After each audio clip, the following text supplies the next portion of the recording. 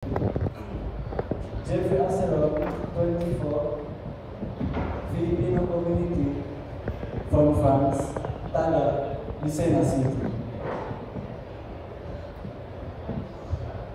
Yan, Jeffrey Acerol, Filipino community from France. Okay? Our judges, you may proceed with the questions.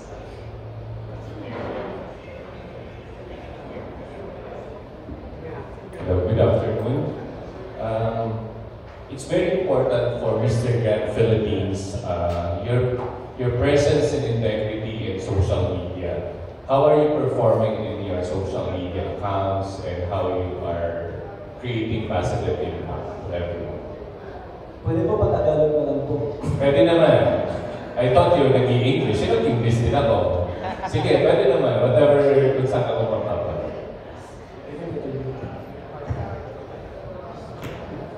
Sige,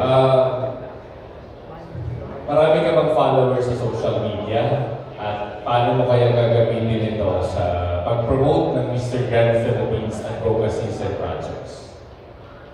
Actually po, wala po ako masyadong maraming followers dahil hindi po ako masyadong nag-focus. Pero, yung nagkakampisa ko lang pala eh. Yung bago naman po ako bago. Pero kailangan mo mag-build dyan. Albert, Mr. Ganes, kailangan, siguro after ng introduction, kailangan nila mag-showcase ng talent. Agad, at least hindi na siya paulit-ulit natanong. Do you have any talents? Meron po naman. Ano, kumanta, sumayaw? Martial art, tapos piano din. Sumayaw? Tama ba? Hindi. Martial arts. Sample daw, sabi ng ating video friends. Sige, malaki naman yung stage, you can just ano. Baka masira yung pagkakalala. Sige. Ayan, sige. Ano muna, palugit muna, mamaya na lang daw. Sige. Ayan. May question ng other judges.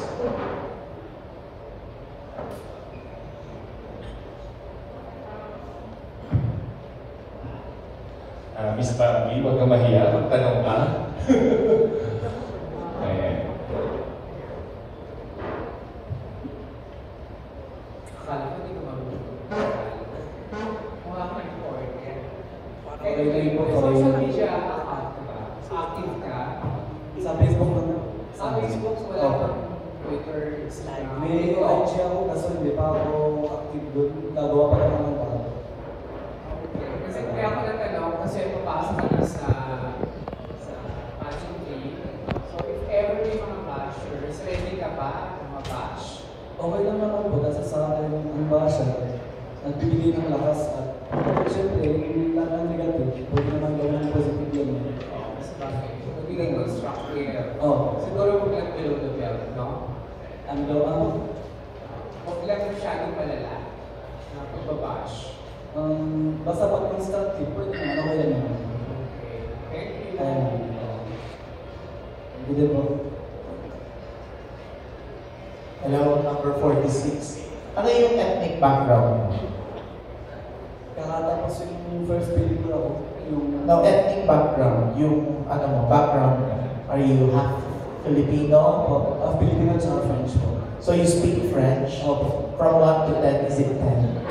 Opo. Doon po kasi ako lumaki sa ibang How about your English from 1 to 10? Yung French 10, kasi doon pa ako lumaki. Yung English siguro 2. Pero Can you please talk to us in French? Oui, bien sûr. Ano sinabi mo? Yes, of course. Okay. Can you say French na I love you? Je suis magnifique.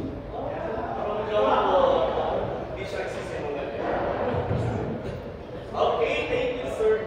Thank you, contestant number 46, Jeffrey Acerol. Salamat po. Merci beaucoup.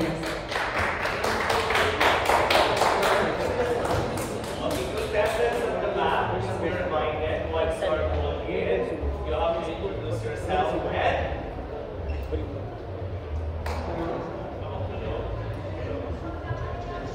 hello. Yeah. Okay, so reminder for our contestants at the back. So once you are called in, after introducing yourself, Hello everyone. My name is Luel Peter Senya from the province of Pangasinan. I'm 25 years old. what's your talent? My talent is painting, drawing and painting. Can you paint me wearing or maybe jacket? Okay. So next time I will showcase the painting mo once you get there. Okay, so any questions from our set of judges? Okay. Mukhang maganda ang face card mo sa pelikula. If ever given the opportunity after Miss Gran, gusto mo ba Mr. Gran, sorry. Gusto mo ba mag-artista? Of course, I-echo ko lang yung tanong kanina ni Miss Bambi. How will you handle your online basher kapag artista ka? Are you mainitin ba ang ulo mo or how do you manage kung ganong situation? Kasi syempre mababas ka, maraming masasabi. sir, honestly po, mainitin ang ilo eh. Pero syempre, if ever ganun, I have to act professional. And siguro, nakakapit ko yung mga criticism as constructive criticism na.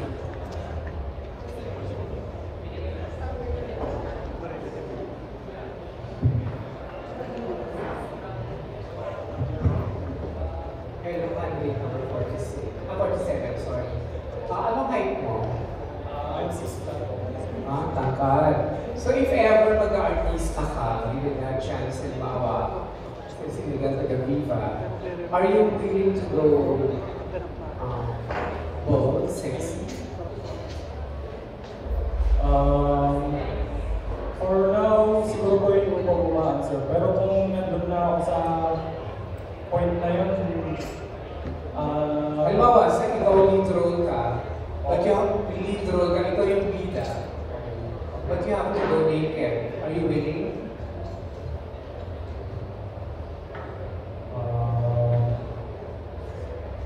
Kasi may taga-Viva Max siya. hindi na sinfully naked po. Yeah. Meron ka bang mga conditions hanggang saan ka lang pwede? Or are you willing to go all the way?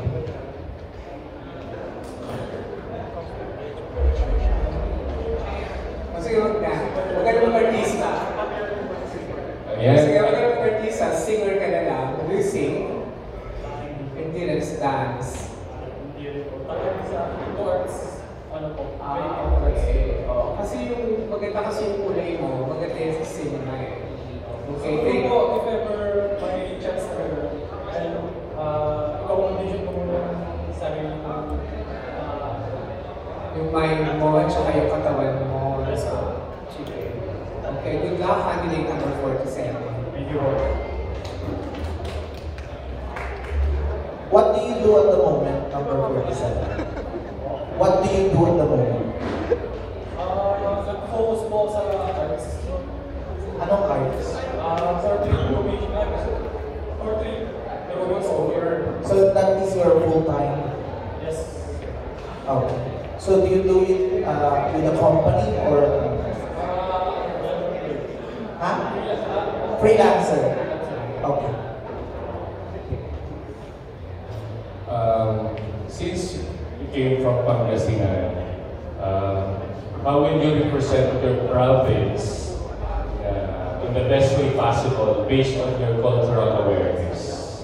Kasi di ba, sasali kang galing ng ibang probinsya sa festival competition, national pageant. Sa palagay mo, anong edge mo over your competition pag sumali ka na dito sa national? Edge mo bilang candidate.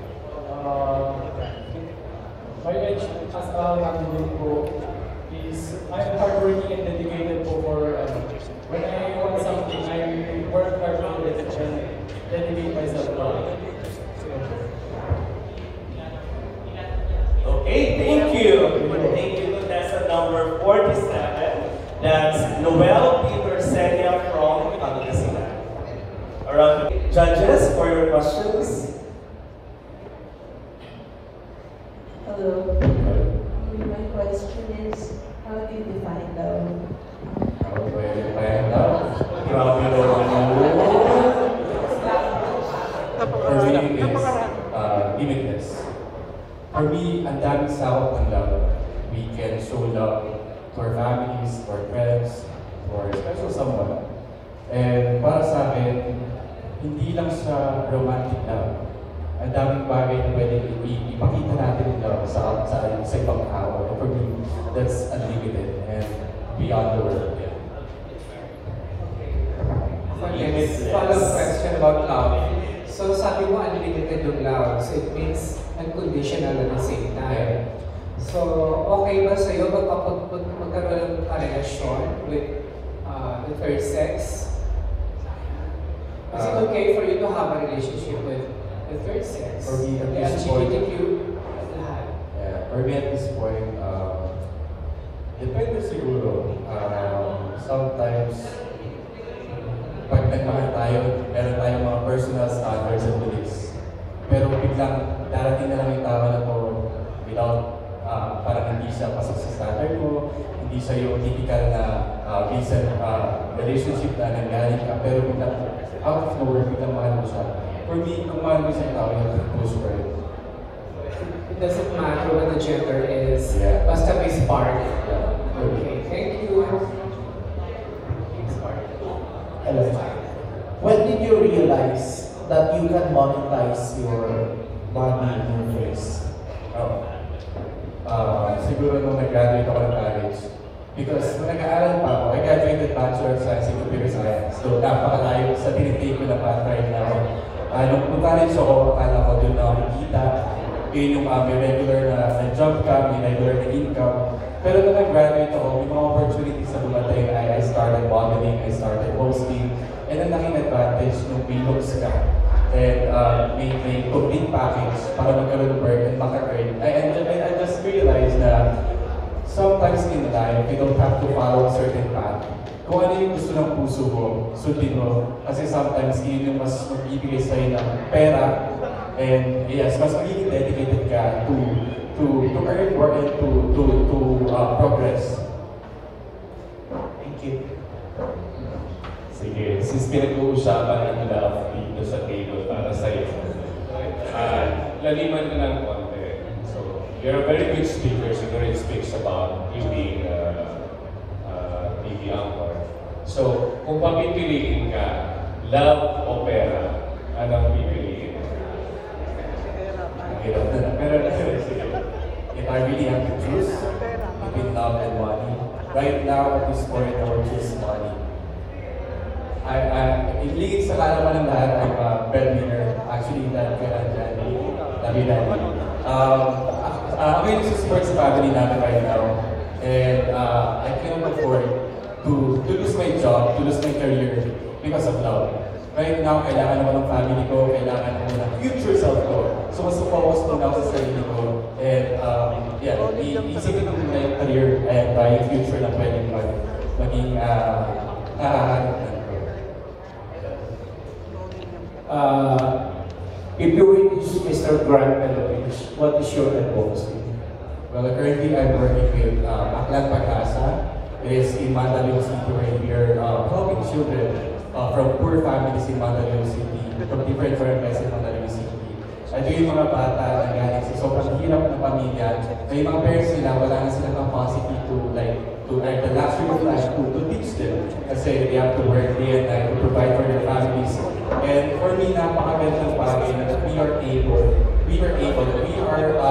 to give them this knowledge, the basic knowledge that they need for them to cope up with their studies. Since gumagawa ka naman ng charity works, so you have any plans of joining politics soon?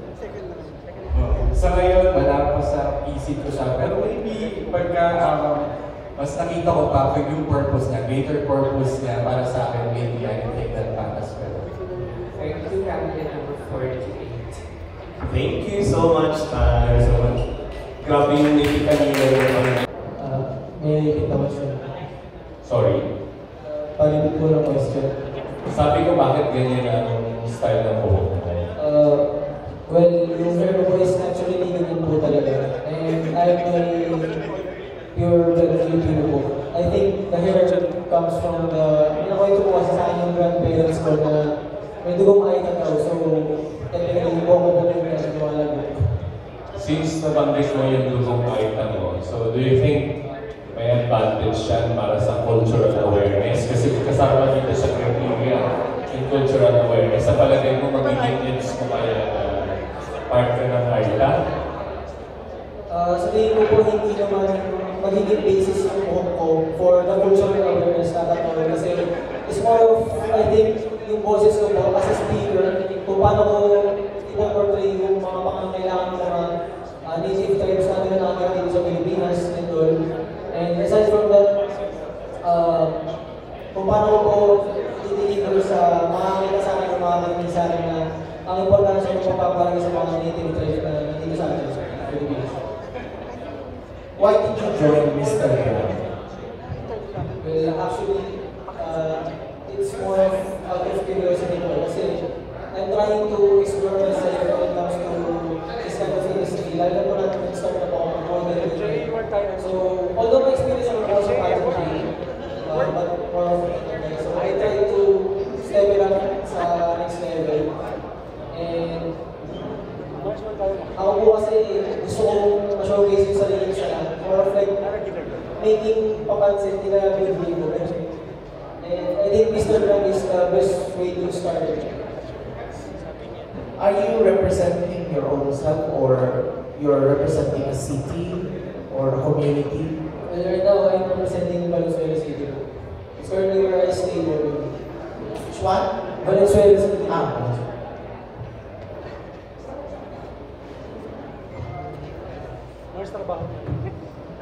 Thank you. Alright, thank you so much. Number 49, Kent Lambert Garcia. Thank you. To our dear audience, may I request to kindly lower down your voices para kasi yung mga sabot nyo, yung mga So, sa palagay mo, paano mo kaya gagamitin yung social media influence mo para makatulong sa advocacy sa Mr. Grab Philippines? Mas magagamit ko yung itong Mr. Grab para maging boses, lalo na sa makatulong sa mga bata. Kasi ako, nagbaboxing ako,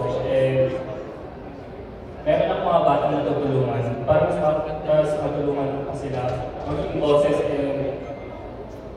yun po. Yun po. Maging boses. Thank you. Ilang taon ka na? 26. So, sa lahat ng social media platforms mo, ano yung pinakamalakas? Bali, Facebook po. Yes po, pero ang pinaka-mataas ang following ko sa TikTok po. Pero hindi po kasi ako active sa TikTok, sa Facebook and Instagram. Hindi ka active din sa dalawa, pero mataas yung TikTok. Yung TikTok ko po kasi hindi ko na po siya masyadong nagagamit yung dati po siya. Pero mataas yun. Yung sa TikTok ko, 81,000. Tapos yun na rin po sa Facebook and Instagram mas mabagal siya. Okay, so ano sa palagay mo yung magagawa mo influence aside from yung sabi mo nga boxing, di ba? So, yung content mo ba, kaaya-aya yun sa mga viewers mo? Do you think na makaka-influence ka na mabuti para sa mga viewers mo? Yes po. Kasi po bukod po sa pag-boxing, fitness, sa health and fitness din po. So, ang dami ko na rin po na-influence bata, maganda, kasi nilad ko. Nang nandilito pa lang po ako sa situation na ito. But if ako po, ako sa Mr. Grab, mas dalawa po na-influence. Thank you. Yeah, thank you. I'm sorry. What do you do at the moment? modeling, yun po, virtual modeling. And, So, you're a full-time model? ano kasi ako na-transition na po ako ngayon vlogging, and yun about sa fitness, and video creator. And that's your full-time job? No po, yun po yung transition. So what's your full-time job? Modeling po. Are you under an agency? Yes po. Which one? Sa ano po, sa... Yes po. Thank you po. Okay, thank you so much, number 50, Gerald Garcia. And may I remind those at the back, please kindly lower down your voices. Kasi naapektuhan po yung judging. Okay? Sige. So, now may I hand over to our panelists for the questions to Jake. You seem well-versed in ano ba yung advocacies na gusto mong i-push dahil sa pagsali mo sa Mr. Grand?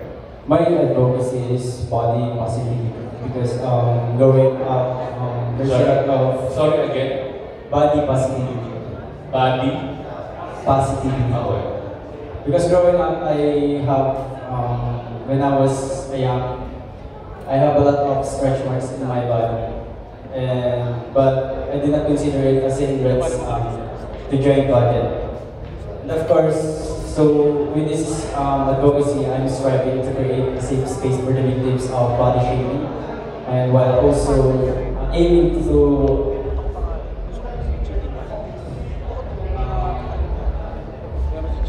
inspire others to do the same.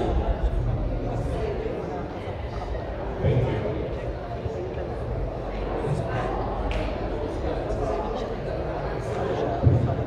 Other questions? Yes. What is your height? I'm standing 6'1". So, nagmo-modeling ka for sure. Yes, I'm a freelance model po. Aside from modeling, what else do you do? I'm actually a fresh graduate, so as of now, I'm looking for a job.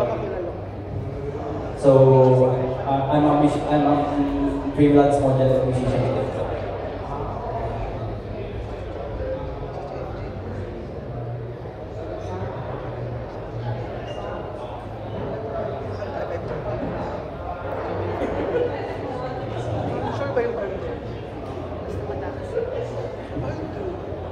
Okay. Ayaw na nila magtanong ng controversial question. Sige, ako ang last.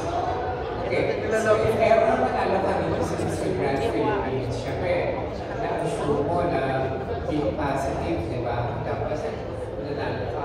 So, anong first thing na gagawin mo on the next day after winning for the title? I think I believe that after I win the title, Kunyari, nanalo ka tonight. Na-crown ka as Mr. Grand Philippines 2024. So, the following day, ano mong gagawin? the first thing that I will do is to thank God, of course, and of course, I will continue to inspire others by my advocacy and influence others to embrace themselves, even though there's a The next day, hindi ka muna magpapahinga. Hindi ka muna kakain ng marami kasi for sure nag-diet ka, kaya kaya ka, sumasali ka, di ba? I think I'm preparing for, if I win, I'm preparing for Mr. Grand International. Prepare agad, gym ka agad the next day. Okay, go. Okay, put your candidate number Thank you so much for the afternoon. Thank you so much. Contestant number 51. Yeah, so that's Kung makawala sa yung takot ko sa mga pageant, gusto kong lumabas sa comfort zone ko, and tsaka mag-gusto confidence ko, tsaka gusto kong mahikayat yung ibang tao na natatakot na sumali sa ganitong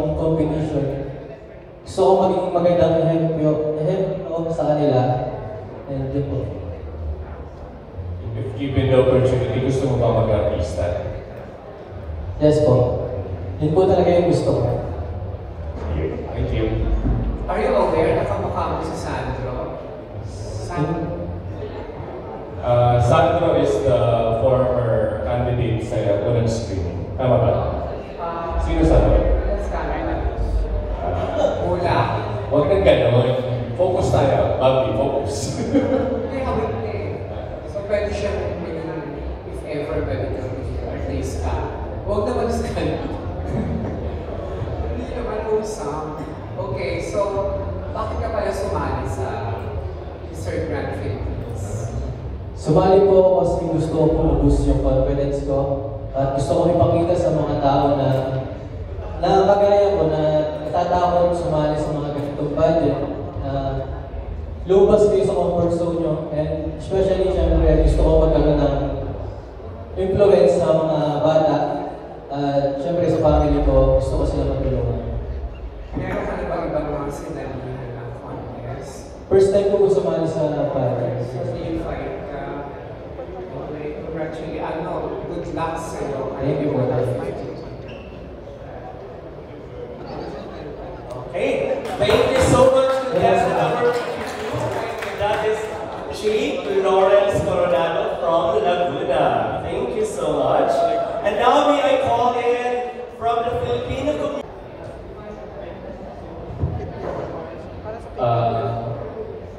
If you're representing Australia, base ka ba doon o dito? Pabalik-balik lang po sir.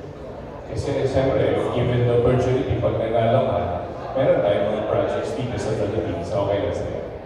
Opo sir, kasi ngayon naman po, kung naman po opportunity bibigyan ko sa akin, tinatanggap ko naman po. Yung pagsali mo ba dito, gusto mo or sinabi ng parents, ng handler mo? Gusto ko rin po sir, kasi I was an introvert po my whole life. So parang I'm trying to build my confidence po one step at a time. So I think pagsali po sa mga ganitong pageant, may mga ganitong passion po, something, mga casting, gano'n. Parang mag-build ako ng confidence po throughout the life. So, sa pagsali kasi ng pageant, nakita mo, the media loves you. So, how will you handle yung social media pressure sa pagsali mo dito? Can you handle your social media awareness? For me naman po, social media is fake naman po. There's life outside of social media po. So for me, there's no pressure naman po sa social media po. Okay, thank you. Thank you po. Who do you consider your role model and why? Kino-consider ko po role model ko po is yung mother ko po. Kasi siya lang po kasi yung kasama ko po all throughout my life. So na-witness ko po sa pagkanda ko kung gano'n niya kakalagaan at kung gano'n po siya mahal. Bigay ko po mahal.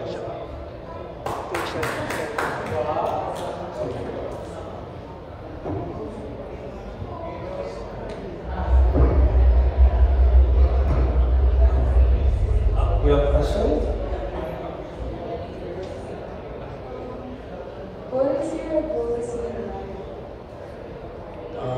For me, my goals in life is just to, retire my parents and give them a better life. Kasi at this point, habang tumatanda sila, sila po mag-alaga sa kanila, hindi ako lang din.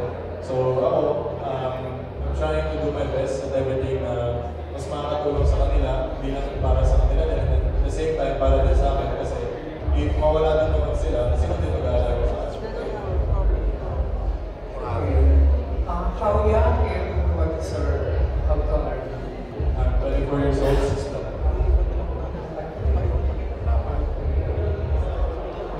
Do you have a girlfriend? Single na po for 2 years. Single for 2 Ay! Grabe. May palakpakan dahil single for 2 Grabe years. din kasi yung nanay. Ma'am Sama, wala bang tanong dyan, love or mommy? Wala bang ganyan? Okay. Thank you. Okay. We're good? We have a question, Ms. Mami. Okay, so that's it. Contestant number 53, Dale Fisher from the Filipino community of Australia.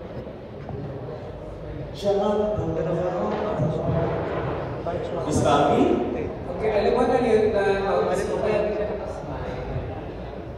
Person ka. Oo, sir. So, syempre sumali ka dito, intention mo manalo talaga. So, what do you think is your chance if you Again, pwede po. ano sa palagay mo yung chance mo manalo? For me po, mas masaya po ako at pinapakita ko po yung best ko. At nakikita ko po masaya yung mga nanonood ko sa akin. Ayun po yung motivation ko para sumali ko sa mga.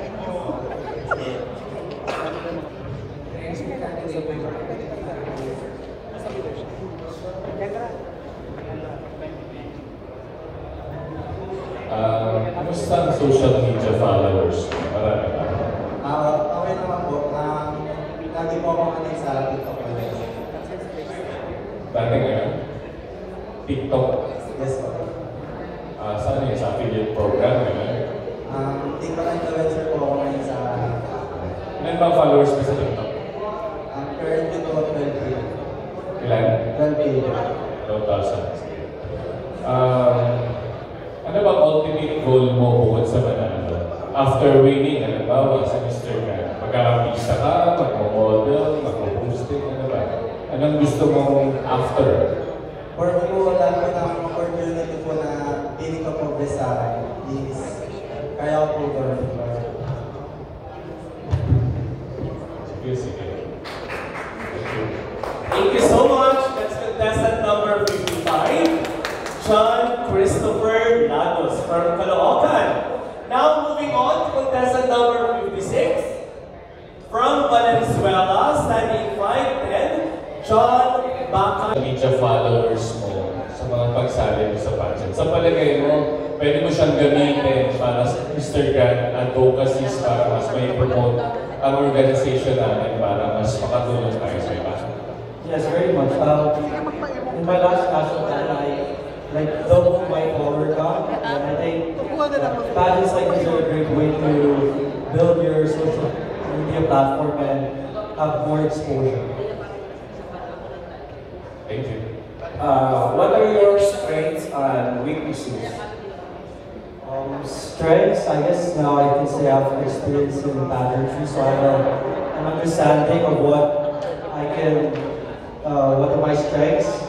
In terms of weaknesses, I guess fundamentally I can make mistakes, I'm a bit clumsy, but I can always, through experience, I now can make the most of my strengths to show a good standing in pageantry. Okay, we're good. Thank you so much. Contestant number 56, Mr. John Mancha. Yeah, actually I think that's... Yes, okay. So, can you show us a sample? okay. DJ, please dance. Dance music.